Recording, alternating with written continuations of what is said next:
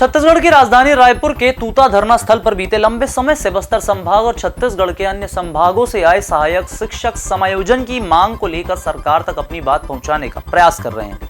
लेकिन अब शिक्षकों के लिए शायद एक अच्छी खबर भी निकलकर सामने आ रही है। बताया जा रहा है कि बीएड डिग्रीधारी शिक्षकों के समायोजन को लेकर शुक्रवार को मुख्य सचिव की अध्यक्षता में बनी 5 सदस्यीय कमेटी की दूसरी बैठक हुई। यह बैठक इस मामले के अंतिम हल के लिए बुलाई गई थी, लेकिन अभी तक कोई भी औपचारिक फैसला सामने नहीं आया है। बैठक में जो जानकारी सामने आई है उसके अनुसार बर्खास्त किए गए बीएड शिक्षकों को स्कूल शिक्षा विभाग में सहायक शिक्षक विज्ञान प्रयोगशाला के पद पर समायोजित करने का प्रस्ताव दिया गया।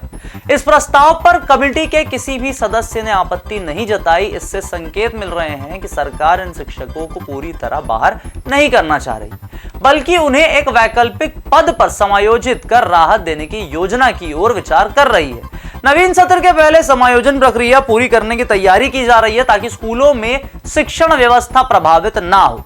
समायोजन के मामले में क्या है कानूनी पेच, क्या है इनसे अधिकारियों की अपील, शिक्षकों से करेंगे सभी जानकारी आपसे साझा। नाम हमारा आशीष गुप्ता और आप देखना शुरू कर चुके हैं INS 24/7 डिजिटल। बीएड शिक्षकों के समायोजन में सबसे बड़ी बाधा नियमों की है। किसी भी सरकारी पद पर नियुक्ति की प्रक्रिया मेरिट या परीक्षा के आधार पर होती है, लेकिन इन शिक्षकों की पहले ही जो नियुक्तियां हुई थी उसे न्यायालय ने खारिज कर दिया।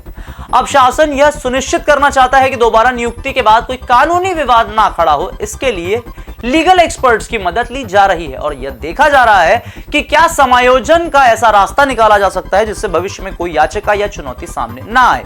शिक्षा विभाग पहले ही रिक्त पदों की लिस्ट कमेटी को सौंप चुका है। अब बस यह तय करना बाकी है कि समायोजन किस प्रक्रिया और किन नियमों के तहत किया जाएगा। 2621 बीएड शिक्षकों की नौकरी जाने के बाद से ही पूरे प्रदेश में आंदोलन जारी है। शिक्षक लगातार धरना प्रदर्शन, ज्ञापन के माध्यम से शासन का ध्यान अपनी ओर खींचने की कोशिश कर रहे हैं। दिसंबर से अब तक इन आंदोलन ने कई बार उग्र रूप भी लिया।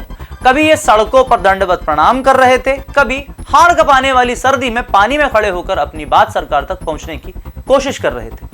कभी महिला शिक्षिकाएं घुटनों पर आई तो कहीं पुरुष शिक्षकों ने लाठियां खाई। लेकिन अब अधिकारियों ने शिक्षकों से अपील की है कि वे संयम रखें और सकारात्मक माहौल बनाए रखें।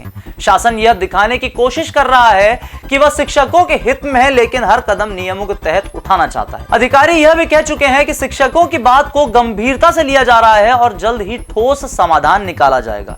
इस बीच शिक्षक संगठनों का दबाव भी लगातार बढ़ता जा रहा है। 100 से ज्यादा दिन धरने पर बैठने के बाद किसका ही संयम जवाब नहीं देगा, जिसके घर अपने माता पिता की दवा ना पहुंच पा रही हो, जब बच्चे की स्कूल की फीस देने में देरी हो रही हो या किसी का विवाह बाधित हो। फिर भी हमारी दरख्वास्त है कि सभी सहायक शिक्षकों से संयम बनाए रखें, सरकारी तंत्र के कार्य वेग का सम्मान करें। तो ये थे छत्तीसगढ़ से सहायक शिक्षकों के समायोजन को लेकर उठती मांग पर रिपोर्ट। वीडियो पसंद आए तो इसे लाइक करें, शेयर करें, चैनल को फॉलो सब्सक्राइब करना ना भूलें।